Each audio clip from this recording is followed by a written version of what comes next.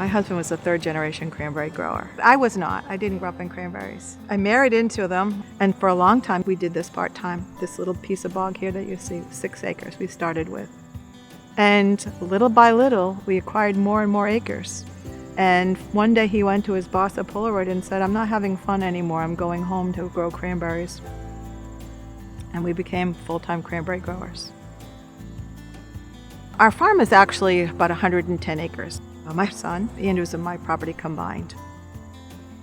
But only 32 of it is cranberries. A big chunk of that is wetland, and that includes a lot of land doesn't have cranberries on it.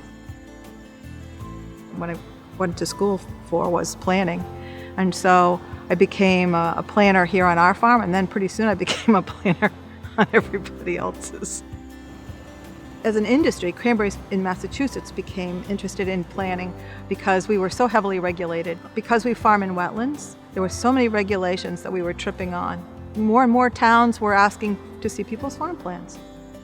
I think farmers don't necessarily make the best advocates for themselves. My job really is to articulate for them what their ideas are and what the impacts might be. And then we take a look at all the practices to see how we can best explain them in the form that is acceptable to any of the permitting authorities.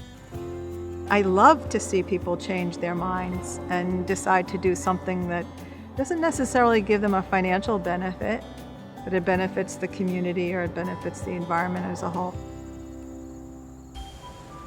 Managing a cranberry bog is different than another kind of a farm. It's a wetland management. In fact, when we write the plans for cranberry growers, we always call them managing a wetland system, because it is a system. Our biggest task is water management. We're either putting water on, taking water off, irrigating. We use water for frost protection. We use water for an insecticide because we'll drown bugs. Our whole operation is managing water. We also depend on clean water sources, so we can't use polluted water, and nor can we pollute water and use it again. We may not feel like we're polluting water, but we are impacting water. We impact water when we change the temperature by putting it on a shallow bed and letting it warm up. So our whole life is dependent on our water management. And the way we treat the water before we put it back into its source is by running it through a wetland, because one of the functions of a wetland is to filter water. We manage it for its ability to return the water in a better shape than it might leave our property. The process for moving water when we're harvesting is to put a shallow flood on, and we have water reels that go over, and it knocks the berries off the vines, and they float right to the surface. You leave these ribbons of red behind your picking machine. And we paddle the berries free in a shallow flood, and then we add water, because now we want all the berries to float. We want to be able to move them. And if we have tips of the plants showing, it's impossible to move them. And we corral them in booms, and then you can move them. You can walk them around the bog, you can put them where you want them, and you can pump them into trucks or lift them into trucks. The bogs that you're looking at right now are at least 60 years old. We maintain these by applying and removing water. But they do grow dry, like a dry sponge. And we wet the sponge to pick them. Each one of these bogs has flume gates on it. We try to pick in an order of higher to lower so that you keep opening the flume gates and moving it to the next piece down. So we step water down. And we also pass water between neighbors. So when we're done, we pass water to a neighbor and we get water from a neighbor. We also lift water from the river. One of our long-term goals that we're working toward is moving away from the river. So we're trying to move ourselves back a little bit so our impact is not as direct on the resource. If we can perhaps operate differently and store water in our own irrigation ponds, then we won't have an immediate impact. The cranberry crop is dependent upon insect pollination.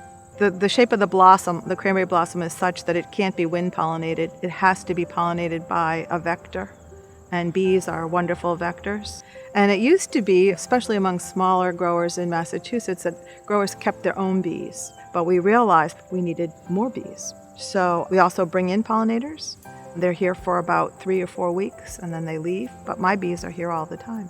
We have to be particularly careful with insect control, because if we kill our bees, we have no crop.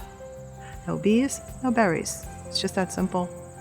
And what's happened over time is that our environment isn't very supportive of them anymore. I think we've come to realize that we need to build our pollinator habitats. So that's a project that's ongoing for me, and it will be for quite a while. I worked for a long time for the Plymouth County Conservation District. We used to sell a lot of beach grass because the kinds of land that we need to stabilize here on the eastern seaboard is the shoreline with the effects of climate change. So we have always distributed beach grass. The problem was that the supplies were unreliable. We needed to have a local source of beach grass. And we have sand, and there's not a lot of opportunity to grow other things here. But we can grow in sand beach grass. And so a whole bunch of us, small growers, put in beach grass. You can grow a dune by planting beach grass because it will accrete sand all around it. And it's a great crop for us that's compatible with cranberries. I can't even begin to tell you how grateful I am to receive this award. To be recognized for 40 years of working in conservation, it is the unsung value sometimes. So personally, it means a great deal to me and my family farm, in part because we also want our kids to understand how important this is. And this award means that they'll understand that other people value this. It's not just grandma, and I think that's really important. I think it's important for my industry to be recognized for the conservation work that we do. We might not have a big impact individually, but collectively, we do. You don't have to eat cranberries to live, but your life is better with them.